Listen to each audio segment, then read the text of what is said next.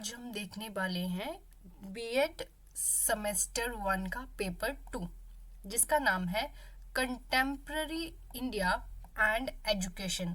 Again ये जो paper है 100 मार्क्स का है। 80 जो है वो आपकी थ्योरी और 20 आपकी असेसमेंट। सो लेट्स सी कि इसमें कौन कौन सी यूनिट्स आती हैं। अगेन अगर ये पेपर 100 मार्क्स का है तो इसमें 4 यूनिट्स होंगी, ठीक है।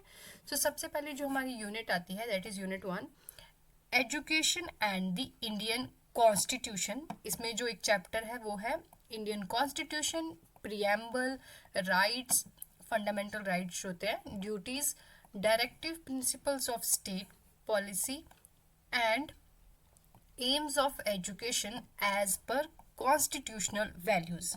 फिर उसमें कॉन्स्टिट्यूशनल प्रोविजंस फॉर एजुकेशन, उसमें पर्टिकुलर हम आर्टिकल्स पढ़ते हैं, article 14, 15, 21A, 45, 46 and 51A clause के। ये है हमारी यूनिट 1। फिर आता है यूनिट 2।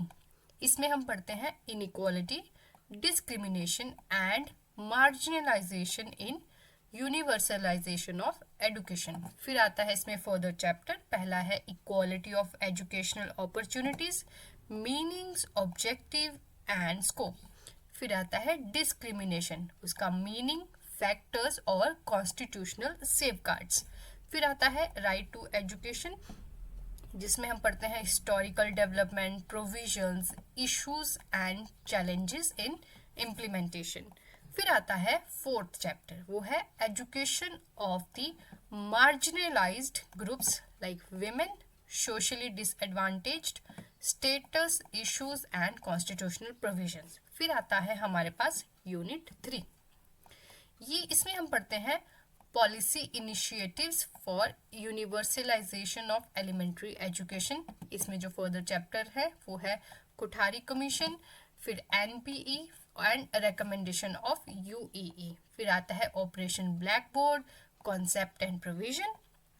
फिर जो थर्ड चैप्टर है वो है डीपीईपी एंड एसएसए। फिर उसके हम पढ़ते हैं objectives, provisions, implementation and evaluation.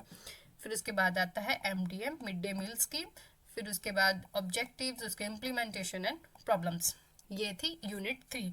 Further जो हमारी लास्ट यूनिट है वो है यूनिट 4। इसमें हम पढ़ते हैं इमर्जिंग कंसर्न्स एंड एजुकेशन, जिसमें फर्दर 4 चैप्टर हैं। पहला है education for environmental conservation, global environmental crisis, local environmental issues and steps for environmental conservation and regeneration. फिर आता है हमारे पास दूसरा चैप्टर जो है liberalisation, globalisation and privatisation and their impact on Indian education. फिर जो थर्ड चैप्टर है वो है social basis of education in the context of society, culture and modernity.